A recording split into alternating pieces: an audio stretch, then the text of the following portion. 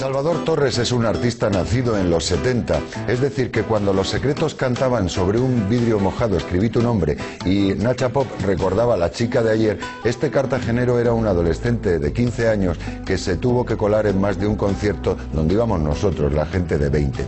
Así que este tipo de la generación de Mágico González y Butragueño, no contento con empaparse de lo que se llamó la nueva ola, bebió en las fuentes más clásicas del pop y se la trajo enterita a su colección de maravillas. Cuando veo sus cuadros sobre fútbol, me acuerdo de mis cromos de la infancia, donde los futbolistas no llevaban espinilleras y lucían las camisetas por fuera del pantalón. Me recuerdan a Carmelo Gómez en El Portero y sus mujeres, muchas veces cerca de avionetas con gusto a aventura, son como las heroínas de La Reina de África, aquellas mujeres que, heridas de muerte, esperan a que regrese su amor, escribiendo un diario en la cueva de los delfines en medio del desierto. Me da que a Salvador le gustó leer de niño libros de aventuras, que se quedó con las ilustraciones de las viejas enciclopedias y que más de una vez atravesó soñando el desierto de Wadi Ram a lomos de un camello, tras las huellas, cómo no, de Faisal o de Lawrence de Arabia. Entiendo lo que pinta porque creo que dibuja un universo parecido a un atlas y también muchas portadas de aquellos libros de estampas que hablaban de hombres y animales que habitaban culturas donde solo Tarzán y su compañera se lo pasaban bien. Y hoy visita nuestra separata. No sé si ha venido en moto con Sidecar, pero creo que es más de carretera secundaria que de autovía donde no se ve paisaje, ni aquel azulejo grande de nitrato de Chile que nos encontrábamos a la entrada de tantos y tantos pueblos. Salvador Torres, bienvenido a Separata. Muchas gracias. No sé si he acertado en alguna de las que te he dicho. En todo. O sea que eres un niño. Hombre, por lo menos en los cuadros sí. Bienvenido a Nunca Jamás, entonces, ¿no? Está bien. ¿Te acuerdas de los azulejos de nitrato de Chile? Sí. Eso lo tienes perdido en la tierna infancia, ¿no? Sí, yo creo que es un paisaje que estábamos acostumbrados todos a ver, incluso aquellos dibujitos del tío de la bota, que había en muchos laterales de casas al lado de la carretera, donde el coche no iba más de 80 o 90. Porque no podía más. Claro. Y entonces te daba tiempo a ver todo el paisaje y había una especie de arte publicitario que era prácticamente un mural. Entonces eso, y las ediciones de algunos de cromos, de coleccionables y de los cómics, pues forman un poco una base de datos bastante potente que ha perdurado, en mi caso, bastante tiempo. Desde luego. ¿Es tan pop el pop art americano de los años 60 y 70 y el guerrero del antifaz o el Capitán Trueno? Bueno, ¿Son comparables? Hay una parte en el pop americano de ironía, consciente de sí misma, que en el cómic español no creo que existiera. Creo que se lo tomaba en serio y los americanos ya habían llegado al punto de ironizar.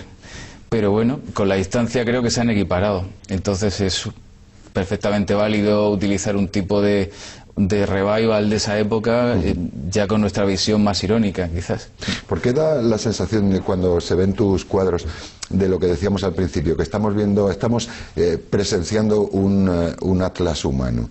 Estamos recorriendo una colección de cromos de unas cuantas generaciones, de tu padre, de tus abuelos, de lo que viste en los baúles cuando subías. Pues imagino que serías tan curioso como éramos todos los niños y cuando abríamos aquellos baúles y descubríamos aquellas fotos y aquellas ilustraciones, ¿no? Claro, lo que quedan son fragmentos de las ilusiones de otra generación anterior e incluso otra anterior a esa. Y muchas veces en los cajones pues tenemos la suerte de encontrar pues un álbum de cromos, una enciclopedia antigua, que en ese momento nos sirven como también para tomar contacto con esa generación o para adentrarnos en un territorio que a nosotros nos parece alternativo a lo que conocemos.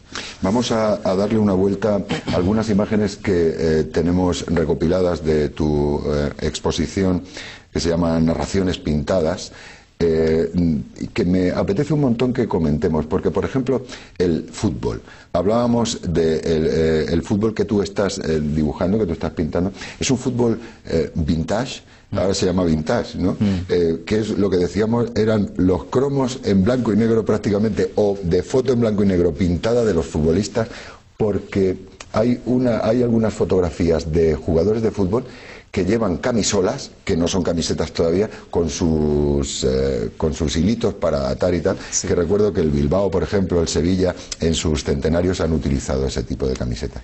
Vuelves a esa imagen, ¿no?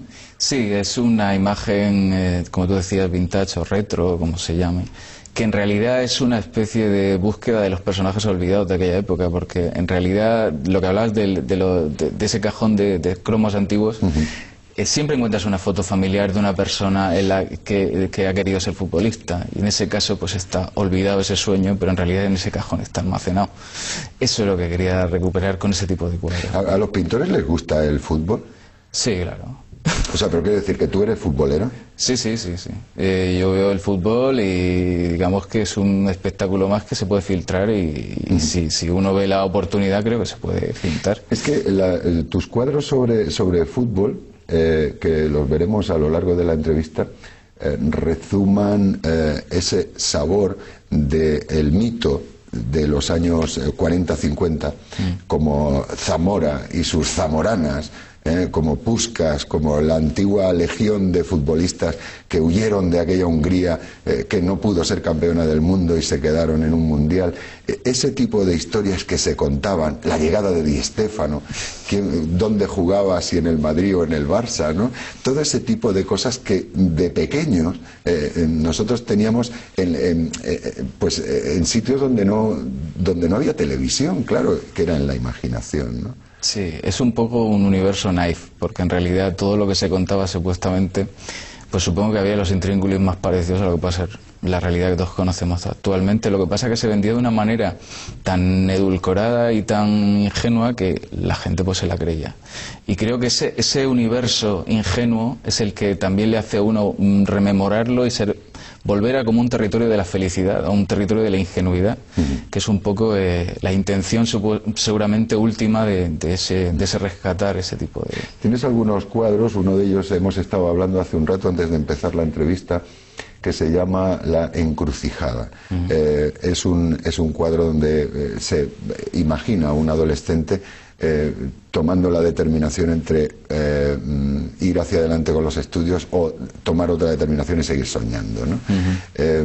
¿Te gusta también la simbología, llenar de simbología los cuadros? En eso me recuerda mucho a la simbología surrealista del propio Dalí, ¿verdad? Que también utilizaba ese tipo de cosas para enseñarte el camino, ¿no? ¿Te gusta también utilizar esto, no? Sí, yo creo que el rescate de ese tipo de iconos que a fin de cuentas están habitando un poco la imaginación de uno, sí sirve para componer una especie de abecedario de material de trabajo, de imágenes, y creo que sirve también un poco para como diversión de uno y también como un análisis de uno mismo. Entonces es un doble ejercicio estético, pero también de racionalizar lo que uno lleva, ¿no?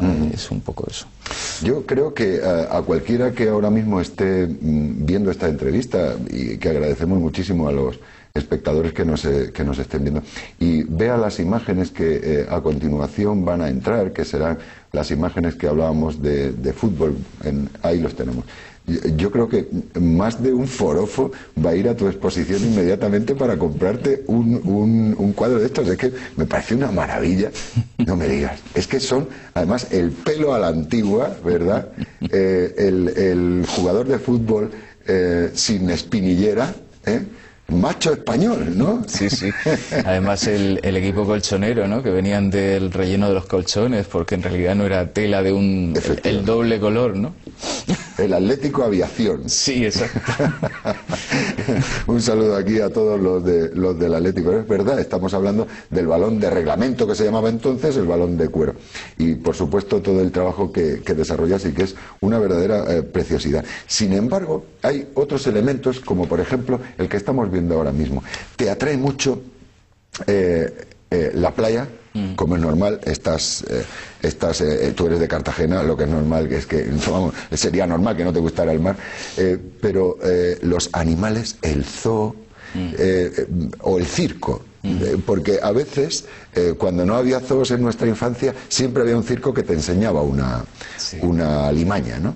Hay un recuerdo que es el punto de partida de esta serie, que es la película Atari, en la que John Wayne tiene un circo zoo en una especie de granja africana, que yo creo que es el punto de partida, porque hay una relación con la naturaleza en esa película que a mí me hacía mucha gracia, que era entre cómica y de control sobre ella. El punto de partida era ese para esta serie. Claro, estas películas como Atari, como Mogambo, que independientemente de todo lo que se lía en el hotelito y tal, sí, bueno, que eso es normal, pero es verdad que había animalitos y había caza, y también había situaciones que no... Las pelis de Tarzán, tu obra rezuma sesión doble de cine, y también espías, blanco y negro y halcones malteses, ¿no? Sí, es un poco el abanico completo. Perdona, pero te estoy desnudando un poco porque me apetece mucho hablar de tu obra, porque me parece sinceramente una obra realmente preciosa, y creo que las murcianas y los murcianos tienen que saber de esta obra, y además no solo eso, sino además comprar, que eso también, y gastar en arte, que es una buena inversión. Pero es verdad que te ha ocurrido eso, ¿no? Sí, es un abanico de, digamos, de recuperación, de estética, de un poco de todo lo que me ha ido influyendo, y como son compañeros de viaje, realmente el sentido de cada cosa ha ido evolucionando normalmente con los años. Pero en realidad sí son compañeros, que imágenes y mitos y tal, que creo que lo acompañan uno casi siempre toda la vida, ¿no? ¿Y Lawrence de Arabia? Es el sentido de aventura absoluto. Sí, porque tienes además una parte de tu obra dedicada, ¿no? Sí, fue una individual que hice hace años, y era analizar el personaje, confrontar a lo que había leído del real, del documentado del real, con la película de David Lean. Parece ser que había muchas cosas que un poco chirriaban del uno al otro, ¿no? Sobre el artificio y la realidad. Y eso me gustó para desarrollar una serie de cuadros. Bueno, compré el libro de Rebelión en el Desierto y el de los 7 pilares de la sabiduría, y cosas que se decían con la película a veces un poco no casaban del todo, y claro, eso me gustó, ¿no? Pero no solamente dibujas, sino que además también escribes, es decir, pones tu granito de arena literario a explicar por qué estamos hablando de un personaje como Lawrence de Arabia, que no deja de ser otro de los grandes mitos de la infancia de muchos de nosotros, ¿no?